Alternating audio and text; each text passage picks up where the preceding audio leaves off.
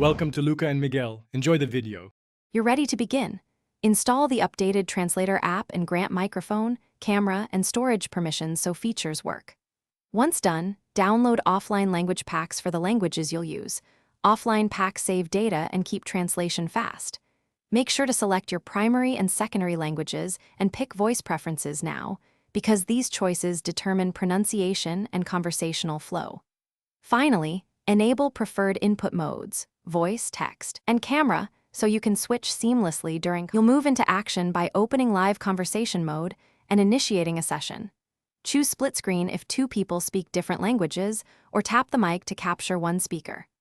Once in Camera Translate, point at text and hold to scan. Tap any word to correct or copy it for clarification.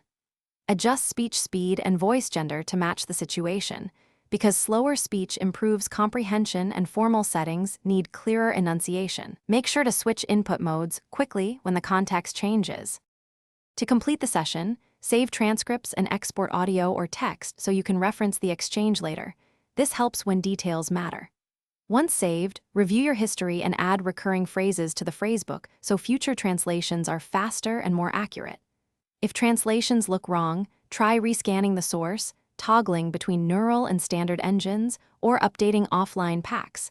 This often fixes accuracy issues. If problems persist, restart the app and re-grant permissions to clear temporary glitches.